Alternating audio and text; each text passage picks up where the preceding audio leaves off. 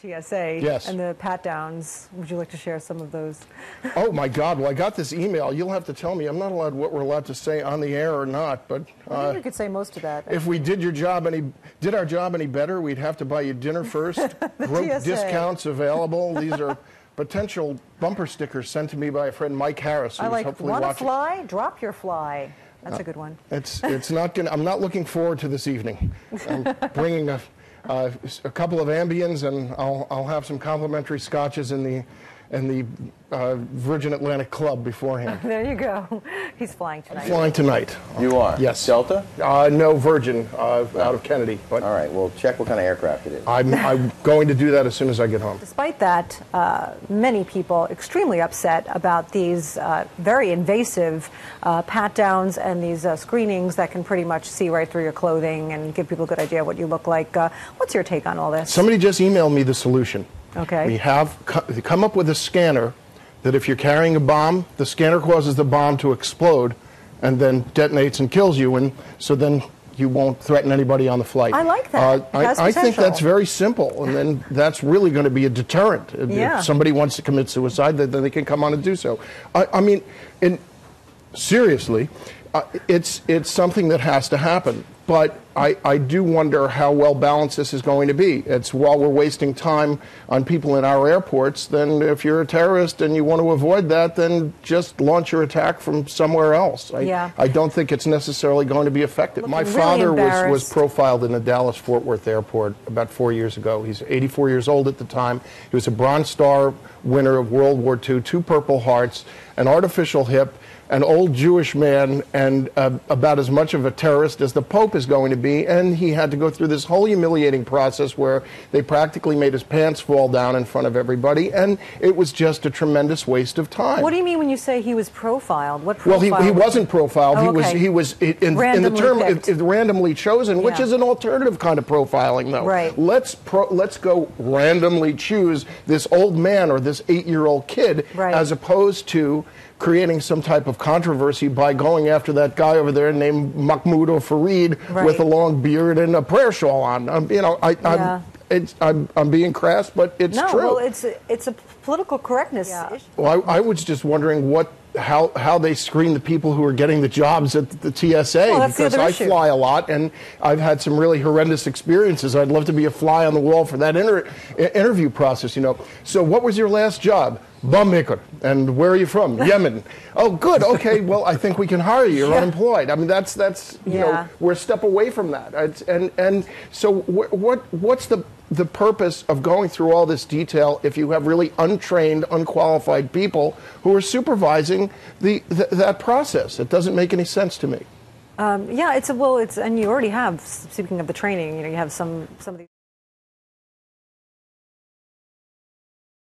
shape up. Well, I just think that Shannon brought up a huge problem, which is all of these politicians worried about the wrong thing. Are they worried about who they're representing and what the people want, or are they worried about themselves? And she's talking about self-serving politicians going, gee, I'm worried about myself, so I'm going to cut myself off from the president, or I'm going to fence straddle here. What about intelligent bipartisan politics and doing your job and making things happen and work effectively in the country?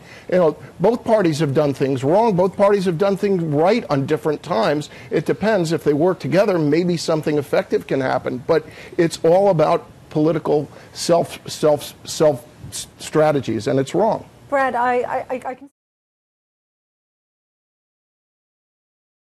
Is that he's just not listening. When poll after poll says that the majority don't like health care, he still wants it, and they say people are not happy about it. And that's been my frustration as a supporter of Obama and somebody who voted for him, is I believe in so many democratic principles, and if somebody said to me, would you like to see health care? Yes, but I wrote about this on my blog, and I just had an operation, and I wrote about the troubles I've gone through, and it's like, what is Obama's health care problem, and how his plan, and how has it affected me? Well, what's happened is my insurance has gone up dramatically, over $300 a month, so it's doubled.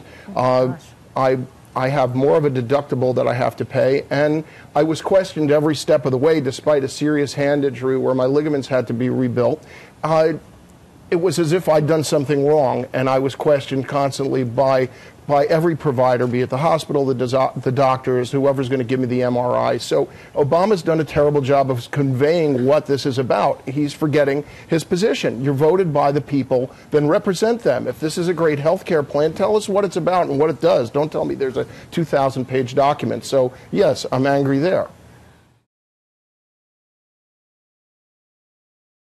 The idea on a worldwide basis is you can be different. It doesn't matter if you're black, white, your sexual preference. How about a middle-aged Jewish comedian? You're at the top of the heap, no matter where. I was afraid I'd just destroy all these places statistically if I moved there. I thought Disney World was the happiest place in the world. That's so right. I'm really they're very destroyed. upset about this, I'm sure. Depends what ride you go on. So, but for example, every new friend you add to your social circle, and I say friends because friends tend to be long-term adventures. And real in-person friends rather than Facebook friends? Yes, it has to be the face-to-face. The happiest Americans interact socially about 7 hours a day. And most Americans don't get that. wow. Most of us are working at the Yeah, but you're social. I mean, we could argue that this counts. Mm-hmm. Oh, this counts? Okay. Good. I'm feeling happier already. You know, I mean, so the converse would obviously be that if you have some toxic friends that you're in trouble. But, you know, a lot of us can't avoid that. You know, you have a relative who's very lonely and they're always depressed or whatever, and they're calling you and they want to talk it out. And, you know, you don't want to abandon them. You know it's going to put you in a bad place. But you know my Aunt Maxine. Gosh, I hope she's not watching this. We love you, Aunt. I'm sure. You know, sometimes...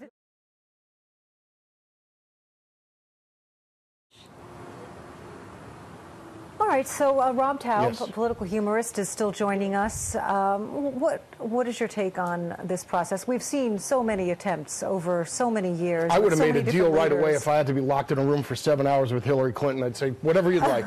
Please, just end it. Oh, I think you asked some really good, tough, pertinent questions. I mean, the problem is diplomacy and compromise don't work in conjunction with Hamas. Yeah. So that also makes me say, then, make a deal with the Israelis, because we're allies and we're dealing with a phenomenon so much greater and different and more troublesome that we shouldn't be bickering and prickly amongst ourselves. Right. Well, yeah, I mean, and that's one disturbing thing that seems to have developed is certainly a strained relationship between the United States and Israel, which Leland alluded to, the fact that there's some resentment on the part of some Israeli leaders that the U.S. seems to be putting more pressure on Israel to make concessions and not as much pressure perhaps on the Palestinian side. Do you agree with that? Yes, because we're afraid of the terrorists and the repercussions that are going to come about. And I just, apropos of nothing, I just remembered a great Golda Meir quote. She said, if we were the chosen people, how come we didn't get any oil? That's a find your... They can go to www.robtaub.com. All right. And I will be traveling tonight to London and perhaps reporting from there, at least on my blog, so look for my comments. I think everybody's going to be looking forward to hearing what you and everyone else who flies has to say about what are you planning on? Are you going to opt out and go for the... I'd rather just be scanned than groped. Yeah. I think it's a no-brainer. Yeah. Well, I don't know why. You know, they're doing this whole protest. I have a special fig leaf that I noticed in today's post that Yes. they're selling. Yes, they're selling this special underwear that contains this component that supposedly blocks your private parts from the screeners, which I would assume is going to be declared illegal shortly, right? Because I guess mean, so. That's kind of the in case idea. you're hiring the plastique explosives behind the fig leaf, that could be a problem. Oh boy, it's just so much fun, isn't it? All right, Rob Taub, thank you so much for joining us.